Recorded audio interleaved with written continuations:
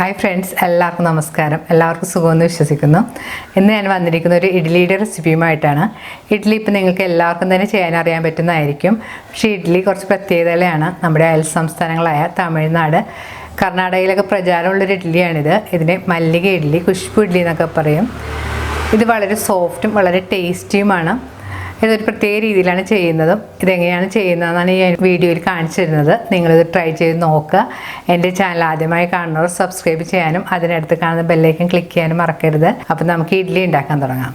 ഇഡ്ഡലി ഉണ്ടാക്കാനായിട്ട് ഞാനിവിടെ എടുത്തിരിക്കുന്നത് 1/2 കപ്പ് ഉഴുന്നുപരിപ്പാണ്. അത് നമുക്കൊരു പാത്രത്തിലേക്ക് ഇട്ട് കൊടുക്കാം. ഇനി നമുക്കിതിലേക്കൊരു 1/2 ടീസ്പൂൺ ഉലുവയും കൂടി ഇട്ട് കൊടുക്കണം. ഉലുവ ചേർക്കുമ്പോഴത്തേക്ക് ഇഡ്ഡലിക്ക് നല്ല സോഫ്റ്റ്നെസ്സും നല്ലൊരു ടേസ്റ്റും കിട്ടും. ഇഡ്ഡലിക്ക് ആവശ്യമായ അരിയാണിത്. ഇഡ്ഡലി റൈസ് എന്ന് പറഞ്ഞാൽ നമുക്ക് കടയിൽ നിന്ന് വാങ്ങാൻ കിട്ടും.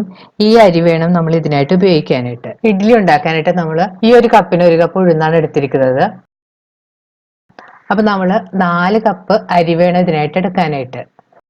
നമ്മൾ ഏത് കപ്പിലാണോ ഉഴുന്നെടുക്കുന്നത് ആ കപ്പിന് 4 കപ്പ് അരിയും കൂടി എടുത്താൽ മതി. അരിയുടെ ഉഴുന്നിൻ്റെയൊക്കെ അളവ് ഞാൻ ഡിസ്ക്രിപ്ഷൻ ബോക്സിൽ കൊടുക്കുന്നതാണ്. അപ്പോൾ സംശയം ഉണ്ടെങ്കിൽ നിങ്ങളത് കണ്ടു നോക്കുക. ഇനി ഇഡ്ഡലിക്കായിട്ട് നമുക്ക് വേണ്ടത് ചവ്വരി അഥവാ സാഗോയാണ്. ഞാനിവിടെ എടുത്തിരിക്കുന്നത് ഒരു 1/4 കപ്പ് സാഗോയാണ്. ഉഴുന്നെടുത്തതിന്റെ പകുതി അളവ് വേണം സാഗോ എടുക്കാനായിട്ട്. ഇനി അരിയിലേക്ക് നമുക്ക് ആവശ്യത്തിന് വെള്ളം ഒഴിച്ച് 2-3 പ്രാവശ്യം നന്നായിട്ട് കഴുകിയെടുക്കണം. ഇപ്പോൾ അരി ഒരു 3-4 പ്രാവശ്യം നന്നായിട്ട് കഴുകിയതിന് ശേഷം അതിലേക്ക് മുങ്ങാൻ പാകത്തിന് വെള്ളം ഒഴിച്ച് ഒരു 6 തൊട്ട് 8 മണിക്കൂർ വരെ നമുക്ക് കുതിരാനായിട്ട് മാറ്റി വെക്കണം.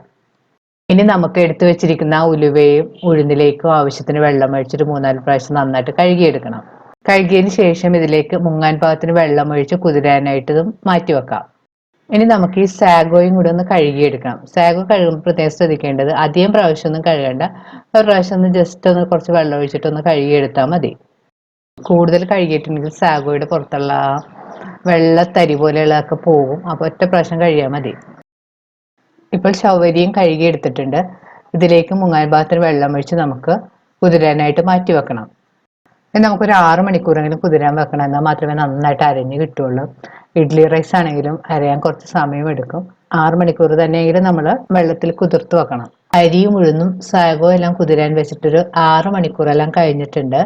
എല്ലാം നന്നായിട്ട് കുതിർന്ന് വന്നിട്ടുണ്ട്. ഇനി ഇതെല്ലാം നമുക്കൊന്ന് അരച്ചെടുക്കണം. ഇനി മിക്സിയുടെ ഒരു വലിയ ജാറിലേക്ക് കുതിർത്ത് വെച്ചിരിക്കുന്ന ഉലുവയും ഉഴുന്നും വെള്ളമെല്ലാം കളഞ്ഞതിന് ശേഷം ഇട്ട് കൊടുക്കാം. ഇനി ഇതിലേക്ക് ആവശ്യത്തിന് വെള്ളവും കൂടി ഒഴിച്ച് നന്നായിട്ട് അരച്ചെടുക്കണം. ഇപ്പോൾ ഉഴുന്ന് ഈ കാണുന്നത് പോലെ നന്നായിട്ട് അരച്ചെടുത്തിട്ടുണ്ട്. അതിന് നമുക്കൊരു പാത്രത്തിലേക്ക് മാറ്റാം. നമ്മൾ ഈ മാവ് ഒഴിച്ച് വെക്കുന്ന പാത്രം കുറച്ച് വലുത് വേണം ഉപയോഗിക്കാനായിട്ട്. ഇനി നമുക്ക് ഇതിലേക്ക് അരിയൊക്കെ അരിച്ച് ചേർക്കാനുള്ളതാണ്. പുളിച്ച് വരുമ്പോഴത്തേക്ക് പൊങ്ങി വരും. അപ്പം വലിയ പാത്രം തന്നെ എപ്പോഴും നിങ്ങൾ ഉപയോഗിക്കാൻ ശ്രദ്ധിക്കണം. ഇനി ഉഴുന്നരച്ച മിക്സിയുടെ ജാറിലേക്ക് നമുക്ക് കുതിർത്ത് വെച്ചിരിക്കുന്ന അരിയെ വെള്ളമെല്ലാം കളഞ്ഞിട്ട് ഇട്ട് കൊടുക്കാം. ഈ അരിയിലേക്ക് ആവശ്യത്തിനുള്ള വെള്ളവും കൂടി ഒഴിച്ച് മിക്സിയും കൂടി ഇത് നന്നായിട്ട് അരച്ചെടുക്കണം. ഇപ്പോൾ അരി നല്ലതുപോലെ അരച്ചെടുത്തിട്ടുണ്ട്. അത് നമുക്ക് നേരത്തെ അരച്ചു വെച്ചിരിക്കുന്ന ഉഴുന്നിലേക്ക് ഇട്ട് കൊടുക്കാം.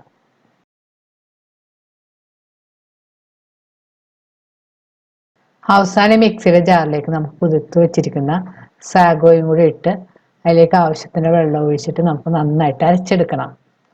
സാഗോ ചിലപ്പോൾ ഇറക്കാനൊക്കെ ഇത്തിരി താമസം വരും. നന്നായിട്ട് തന്നെ അരച്ചെടുക്കണം. ഇപ്പോൾ സാഗോയും ഈ കാണുന്ന പോലെ ഒട്ടും തരിയില്ലാതെ നന്നായിട്ട് അരച്ചെടുത്തിട്ടുണ്ട്.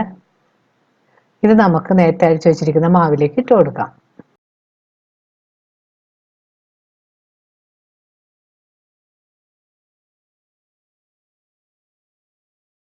ഇനി ഇതിലേക്ക് ആവശ്യത്തിനുള്ള ഉപ്പുപൊടിയും കൂടി ചേർത്തതിന് ശേഷം ഒന്ന് കൈകൊണ്ട് നന്നായിട്ട് മിക്സ് ചെയ്ത് യോജിപ്പിക്കണം. മാവരച്ചെടുക്കുമ്പോൾ പ്രത്യേകം ശ്രദ്ധിക്കേണ്ടത് കൂടുതൽ വെള്ളം പോലെ ആയി പോകാൻ പാടില്ല. നമ്മൾ ദോശമാവിനേക്കാളും കുറച്ചും കൂടെ കട്ടിയായിട്ട് വേണം അരച്ചെടുക്കാനായിട്ട്. ഇപ്പോൾ മാവെല്ലാം മിക്സ് ചെയ്ത് വെച്ചിട്ടുണ്ട്. ഇനി നമുക്കിത് മൂടി പൊങ്ങാനായിട്ട് ഒരു 8 മണിക്കൂർ മാറ്റി വെക്കണം. നാട്ടിലെ കാലാവസ്ഥയിലാണെങ്കിൽ 8 മണിക്കൂർ മതി മാവ് നന്നായിട്ട് പൊങ്ങി വരാനായിട്ട്. നല്ല തണുപ്പുള്ള സ്ഥലത്ത് താമസിക്കുന്നവരാണെങ്കിൽ കുറച്ച് കൂടുതൽ സമയം വെച്ചാലേ മാവ് നന്നായിട്ട് പൊങ്ങി കിട്ടുകയുള്ളൂ. ഇപ്പോൾ മാവ് അരച്ച് വെച്ചിട്ട് 8 മണിക്കൂറെല്ലാം കഴിഞ്ഞിട്ടുണ്ട്. മാവ് ഈ കാണുന്ന പോലെ നന്നായിട്ട് പൊന്തി വന്നിട്ടുണ്ട്. നമുക്കൊന്ന് സ്പൂൺ കൊണ്ടൊന്ന് പതുക്കെ ഒന്ന് ഇളക്കി നോക്കാം. കൂടുതലൊന്നും ഇളക്കണ്ട, പതുക്കെ ഒന്ന് ഇളക്കിയാൽ മതി. ഇനി നമുക്ക് ഇഡ്ഡലി ഉണ്ടാക്കാൻ തുടങ്ങാം. ഞാൻ അതിനായിട്ട് ഇഡ്ഡലി തട്ട് ഇവിടെ എടുത്ത് വെച്ചിട്ടുണ്ട്. ഇതിലേക്ക് നമുക്ക് കുറച്ച് എണ്ണ തടവി കൊടുക്കാം. കയ്യോ അല്ലെങ്കിൽ ഇതുപോലൊരു ബ്രഷോ വെച്ചിട്ട് നമുക്ക് കുറച്ച് എണ്ണ പുരട്ടി കൊടുക്കാം.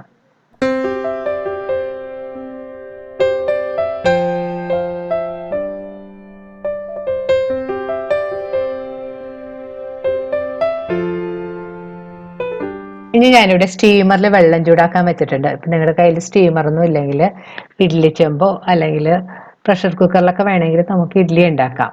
ഈ വെള്ളം ചൂടായിരുമ്പോൾ അതിൻ്റെ പുറത്തേക്ക് നമുക്ക് ഈ ഇഡ്ഡലി തട്ട് വെച്ച് കൊടുക്കാം. ഇനി ഇതിലേക്ക് പാകത്തിന് മാവ് കോരി ഒഴിച്ച് കൊടുക്കാം.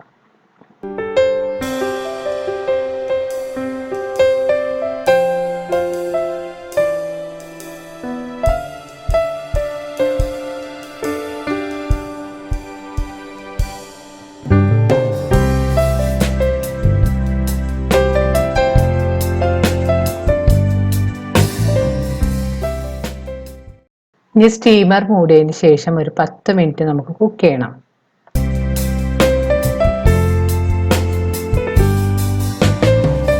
ഇപ്പോൾ ഇഡ്ഡലി കുക്ക് ചെയ്യാൻ വെച്ചിട്ട് ഒരു 10 മിനിറ്റ് എല്ലാം കഴിഞ്ഞിട്ടുണ്ട്. നമുക്ക് ഈ സ്റ്റീമർ ഒന്ന് തുറന്ന് നോക്കാം. ഇപ്പോൾ ഇഡ്ഡലി പാകത്തിന് വെന്ത് വന്നിട്ടുണ്ട്.